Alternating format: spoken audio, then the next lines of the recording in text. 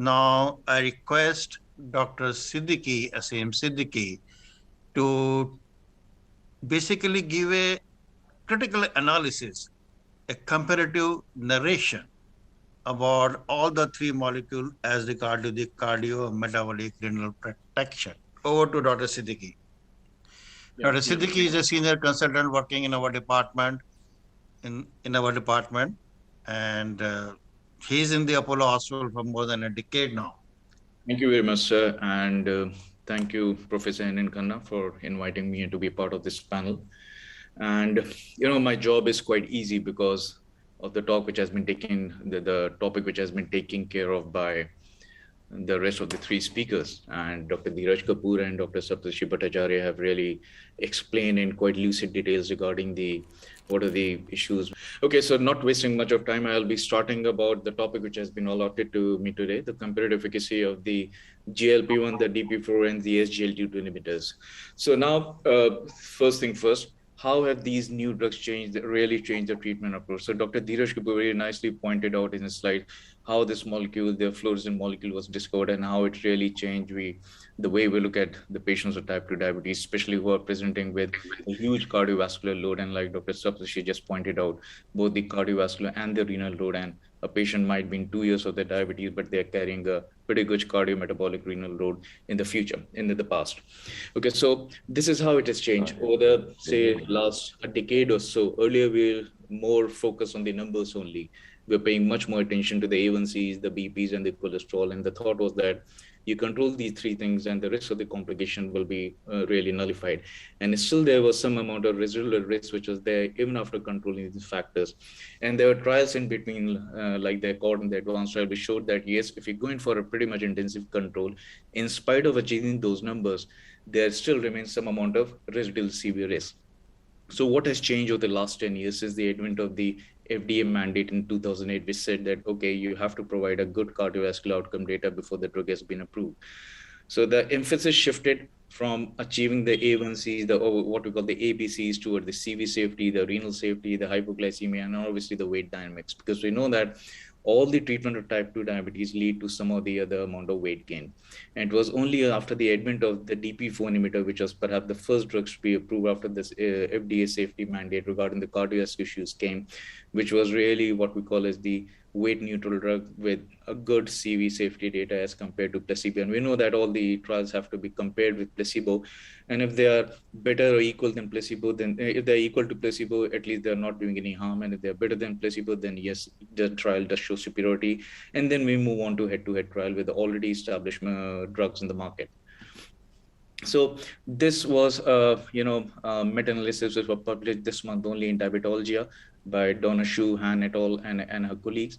So this showed that this is a slide which has been discussed by Dr. Dheeraj Kapoor and Dr. Saptarshi Bhattacharya in the slide in detail. I'll just be skimming through.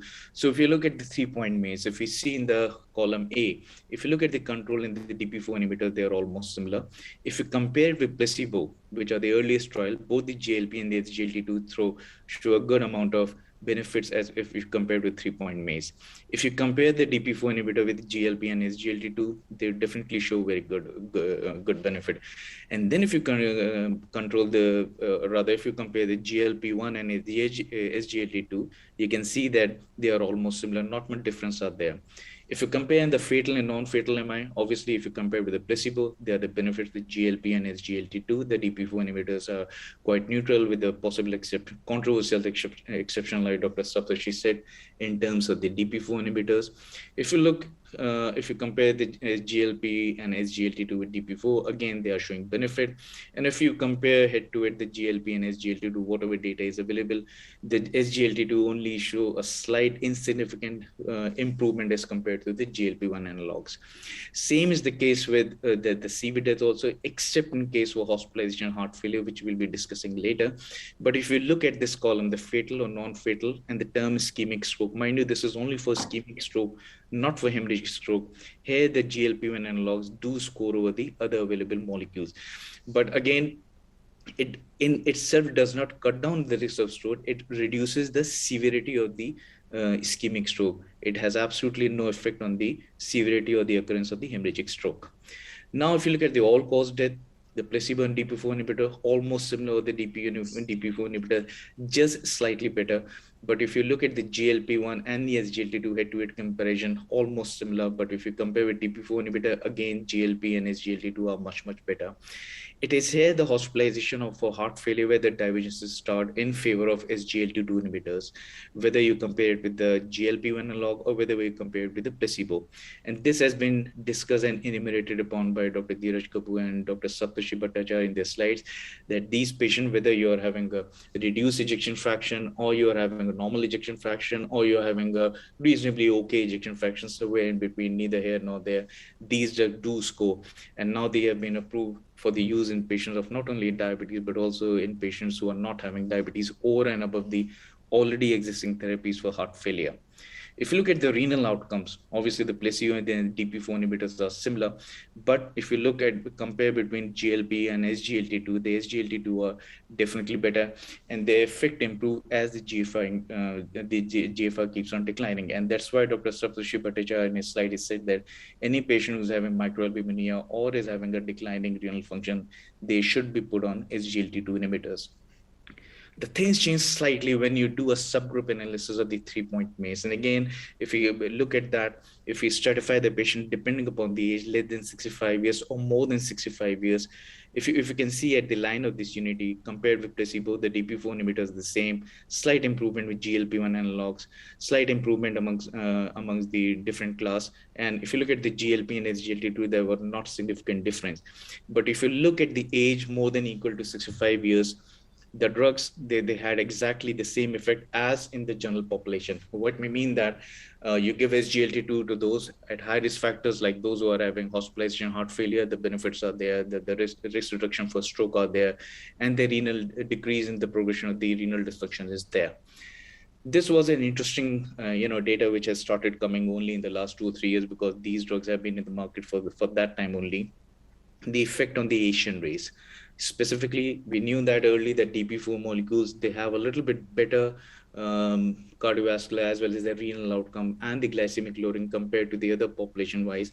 And now it has been demonstrated with GLP-1 and SGLT2 inhibitors also, that these effects are much more pronounced in the Asian population also. And again, this Asian population includes the whole of the Asian population. It includes the Indian subcontinent, it includes the Chinese, the Taiwanese, the Hong Kong and Philippines, all such that. There may be a few in-group differences, but yes, this drug has really shown to have quite a good effect in terms of the cardiovascular and renal parameters when it comes to the Asian population compared to the Caucasians or the white race. Not much efficacy in the black race, but the reasons are different. We are not going to discuss this right now. And the other thing is, if the patient is having an established CVD and the risk of diabetes and the duration of diabetes is not that long enough, there's not much in-class difference. But if the established CVD is there and the atherosclerotic cardiovascular disease is there, the GLP-1 molecules, they really outscore the other molecules. And in addition, if the patient is having a heart failure, then SGLT2 molecules, they really score over the other available molecule. Same is the case with the duration of diabetes, which is less than 10 years. You introduce any of the drug, maybe because the natural history of diabetes, they are not much in class or in molecule differences. But if the duration of diabetes more than 10 years and the poorer the control of diabetes, better is the effect of the GLP-1 analog and SGLT2 inhibitors compared to the DP4 inhibitors and the placebo. If you look at the glycemia, weight, and the blood pressure benefit, which is again a unique property of these molecules, they are not really powerful blood sugar lowering agents. That's why the HbA1c lowering is only to the tune of 0.2 to 0.6 or 0.8%, even if you combine with the available drugs. And that's why they do not cause any hypoglycemia. The key thing is this effect is largely independent of the baseline treatment. So even if you add this drug at the age and HbA1c of 6.5, they are not going to cause any hypoglycemia, but you'll have cardiovascular and renal benefits. The body weight is reduced if you are using SGLT2 inhibitors to the tune of 1.8 to 2 kgs, and even up to 8 kgs we are using GLP-1 analog, as Dr. Wagner showed in his slides, and they are pretty much weight neutral for DP4 inhibitors. BP, they are not really indicated for BP reduction, but again, it's a pleiotropic effect with some amount of reduction both in the systolic and the diastolic blood pressure, which might necessitate a little bit of the adjustment of the diuretic doses. And it was shown in these two trials, the STEP trial and the SCOPE trial, with liraglutide and semaglutide respectively. Yes, they do got a reduction in the weight, which further potentiates the glycemic potential also, and which further improves the fatty liver also, all the markers, including the histological markers of the fatty liver also. But again, these drugs are still not approved for use in fatty liver. Yes, they have been approved for use of weight loss in the Western countries, still awaiting the approval in our country. There are some minor side effects with SGLT2 inhibitors that Dr. Dheeraj Kapoor showed in his slide, which can be easily managed. We educate the patient and take care of the hydration and the personal hygiene. Some minor effects with GLP-1 analogs, mainly related to the GI side effect, but can be easily managed. There was some concern regarding the increased heart rate and the risk of retinopathy, especially with semaglutide. But again, that's an ongoing thing. Perhaps that's related to a pretty much rapid improvement in the glycemia. Some amount of skin changes and arthralgias with DP4 inhibitors, but again, they have been in the market for the close to a decade, and there's not much to be taken care of. So, like Dr. Dheeraj Kapoor showed in slide, yes, we would be careful before using these type 1, before using these drugs in the type 1 diabetic patient, but they have been approved for the use in type 1 diabetes in the UK after the two trials, the DEPIC trial with dapagliflozin and the tandem trial with sotagliflozin. In those type 1 diabetic patients require obese and who are having a BMI of more than 27, because supposedly these are the patients who are not going to have or not going to go into the diabetic ketoacidosis. And then this is a new thing, the clinical use of SGLT2 inhibitors in patients without the diabetes, which have been shown to have some amount of cardiovascular and the renal benefits. Although there are no completed dedicated cardiovascular outcome or renal endpoint trial that is exclusively included the patient without type 2 diabetes. It has been only those patients in whom the diabetes and non-diabetic distinction was there. And then the sub-analysis on the sub-analysis that they found out, okay, you are having some cardiac and the renal benefits in those patients who are not having type 2 diabetes also. The EMPA kidney trial is one thing which really will tell, which is exclusively being done in those population who are not having diabetes but are having all sorts of kidney issues. And for the treatment of heart failure with reduced ejection fraction and the preserved ejection fraction, Dr. Dheeraj Kapoor has already gone through that. We know that the risk reduction has to be nearer to the tune of say around 27 to 32% in all the trials, irrespective of whichever molecule you're using. So these drugs really contribute towards improvement in the heart failure. This is just a gist of the ongoing randomized controlled trial with combination of SGLT2 and GLP-1 analogs with various indications like the type 2 diabetes with type 2 diabetes and renal failure, type 2 diabetes and NASH, type 2 diabetes and reduction in the kidney disease. And the results are expected next year or maybe 2 or 3 years. So this was just to get information about what things are being done and what is in the future. So this slide just gives a pictorial graph of where you can use or what patients, in which patients you can really use either of these three drugs. So if you want to reduce the 3-point MACE, the SGLT2 and the GLP are almost similar, and they show a better effect compared to the placebo and compared to the DP4 inhibitor. Same is the case with the MI, but if you look at the stroke, the GLP-1 molecule really outshine the other molecule. You look at the CV deaths and all-cause mortality, SGLT2 and the GLP-1 inhibitors are almost similar. But if you include the hospitalization heart failure, the SGLT2 score over the GLP-1 molecules. The renal outcomes, again, the SGLT2, they score over the GLP-1 molecules. Sorry. So just to summarize, DP4 inhibitors, we know that they are quite neutral. They are similar to placebo across all point of MACE, be it the cardiovascular event or the renal event. SGLT2 and GLP, they significantly reduce the risk of MACE, death from any cause, hospitalization for heart failure, and the composite outcomes of renal events versus the placebo, and they are much better as compared to DP4 inhibitor in this regard. Regarding the components of MACE, the individual components of MACE, SGLT2 and GLP, they reduce the risk of MI and CV compared to placebo. However, only GLP-1 are associated with the lower risk of stroke, and that too with ischemic stroke. SGLT2 improves the hospitalization of heart failure irrespective of whatever the ejection fraction is and the renal events versus the GLP-1, but they're associated with a slight increase in the risk of stroke, which really approaches the significant, but this is something which still needs to be studied. And GLP-1 and SGLT2 are otherwise similar across all the MACE, CV death, and all-cause mortality. It's just that you have to really individualize the treatment and decide upon which patient you want to use either of these two drugs. The subgroup analysis indicated the benefit of GLP and SGLT2 in reducing MACE across in the Asian population in those who are more than 65 years of age, with established ASVD and with diabetes for more than 10 years, and if the baseline diabetes control is quite poor. And the choice is something which you should sit down with the patient, give them an informed options, and then decide regarding which drug you want to use, because these drugs can be used either as an add-on therapy or as a monotherapy when it comes to the treatment of type 2 diabetes with or without pre-existing comorbidities. Thank you very much. Thank you, Dr. Asim. With the permission of the chair, Dr. Khanna, can we have just 5 minutes for some important burning questions? Yes, sir. That would be wonderful, sir. All right. And let me start with one thing. Recently, Dr. Siddiqui, I just read a news that it was a shocking but yet low-key announcement from the European Union to withdraw dapagliflozin indication in type 1 diabetes, which was approved in 2019. I don't know what was the reason behind that, maybe because of the increased incidence of DKA, youth glycemic DKA. But now recently, all the European Union countries have withdrawn the DAPA in type 1, not in type 2, type 1. So I think this was something shocking news to us. What is this? Sorry. So fantastic lecture, Dr. Siddiqui, and we are now a very good comparative analysis of the three molecules. And we start with Dr. Dheeraj Kapoor, who had a great exposition about the role of empagliflozin in particular in the cardiovascular outcome trial. So Dr. Dheeraj, are you there? Yes, sir.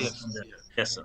There is an important concern about the empagliflozins on basically in the role as a sole agent in the treatment of the cardiac failure, because have shown a good result in the diabetics as well as in non-diabetics.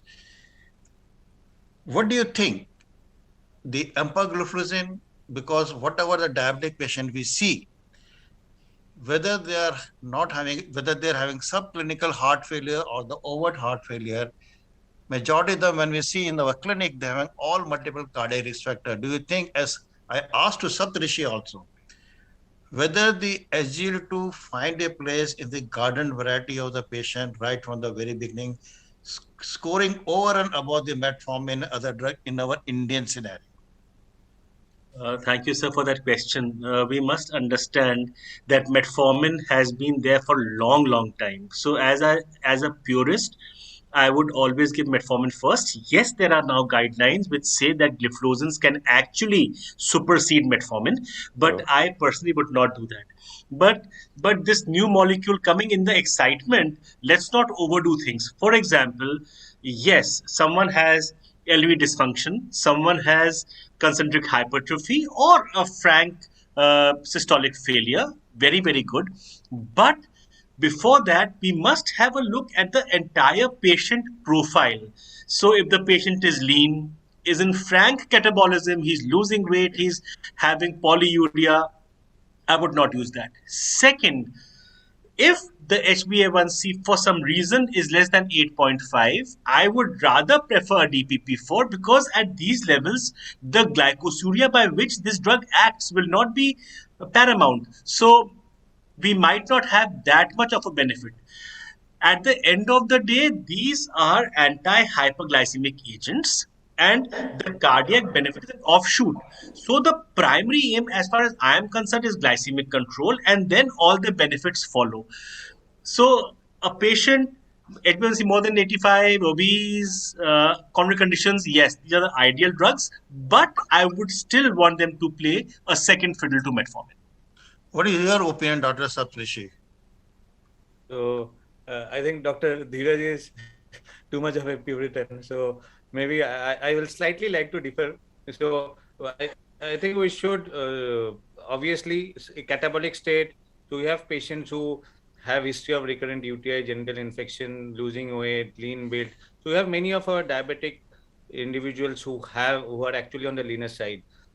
So maybe SGLT2 inhibitor might not be the best choice in those particular situations, but otherwise, I think SGLT2 inhibitors even as the most guidelines suggest, can be brought into the picture slightly earlier. So it has a long benefit, and all diabetics are actually predisposed to cardiovascular disease, predisposed to renal disease.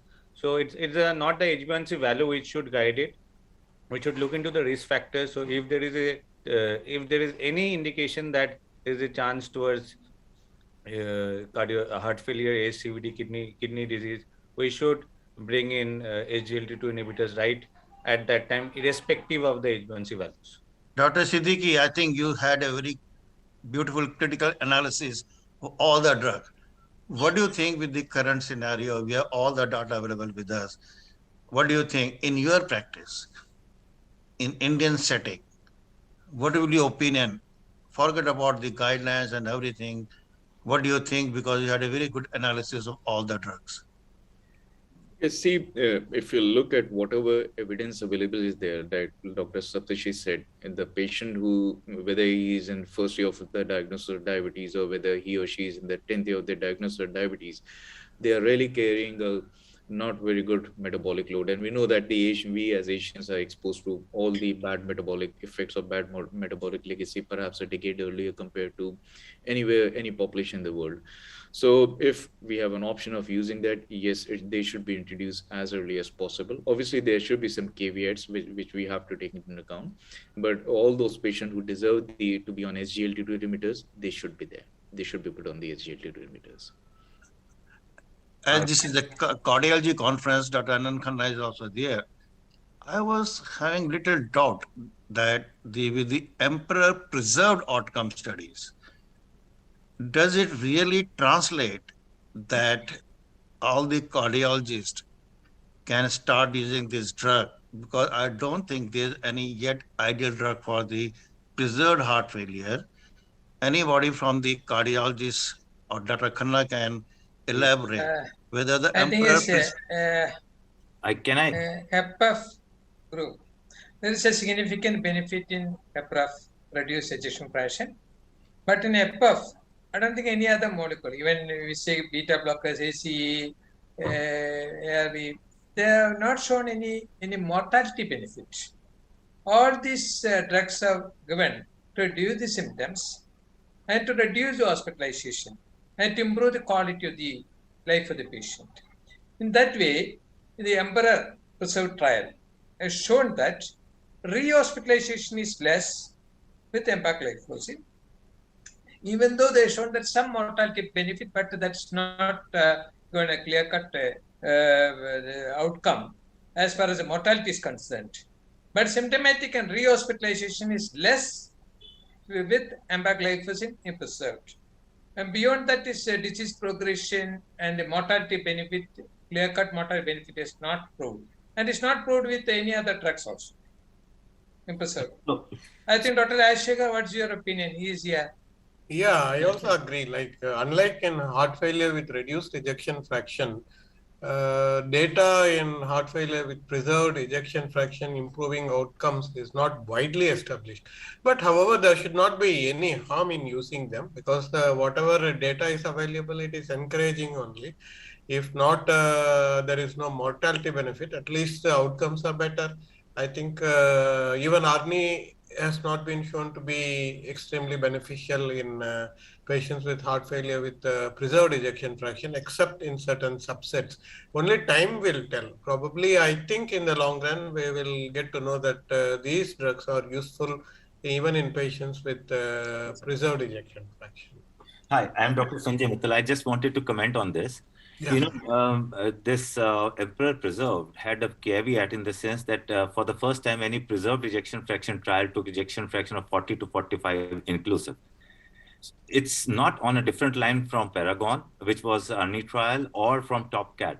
Both of these trials took ejection fraction of 45 plus words. So the major benefit in all these three trials is in people who were borderline ejection fraction. There was no benefit in Emperor Preserved with ejection fraction of 60 plus.